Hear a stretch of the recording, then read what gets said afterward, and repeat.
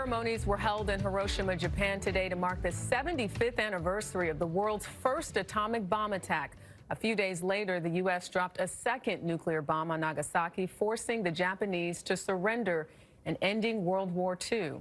Well, each year there are fewer and fewer survivors left. Ramy Inocencio met with one of those survivors who has spent 3/4 of a century on a quest to rid the world of nuclear weapons. The mushroom cloud rose menacingly over Hiroshima 75 years ago today, an event seared into world history, and more so in the mind of Toshiko Tanaka. She was right under that cloud, just 6 years old, and miraculously survived. I remember the horror of that day, blinding light like thousands of strobe lights, my body thrown to the ground. At 81, she says she's been blessed to live. Her mission now, banning all nuclear weapons. 75 years after surviving the bombing, I'm all the more determined to help rid the world of nuclear arms.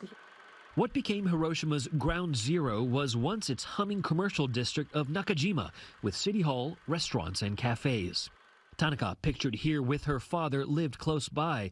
But on August 6, 1945, the Enola Gay Super Fortress bomber dropped its payload on the city, a 5-ton nuclear bomb nicknamed Little Boy. The atom bomb exploded just a third of a mile over this river, killing an estimated 80,000 people instantly and leveling about 90% of the city. But that building, now known as the Atomic Bomb Dome, was one of the few things left standing.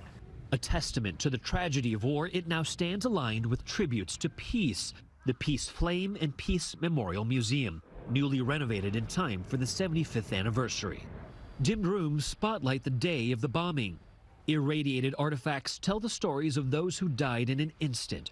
Torn clothes, a tricycle, a lunch never eaten. Photographs of burn victims hang on the walls, next to artwork by survivors. Through her own artwork, Tanaka still processes that fateful day 75 years ago. The United States bombed your city. Do you have any criticism for America? We were full of rage at first, but once we saw the Americans, it was clear they were just like us. Years later, she even met Clifton Truman Daniel, grandson of President Harry Truman, who ordered the bombing. There will be a time in the future when there are no more surviving Hiroshima victims. What do you want the world to remember? Eliminating nuclear weapons is the path to peace, ensuring this tragedy is never repeated.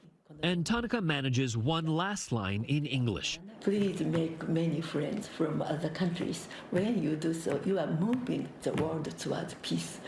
A remarkable woman who survived a nuclear bombing, yet still has peace in her heart. For CBS This Morning, Ramy Inocencio, Hiroshima, Japan. 75 years ago, but you're still pushing, right? Yeah, I mean, even just to think of the history there and the people that did survive when 80,000 plus were killed just like that. Great to have Ramy there.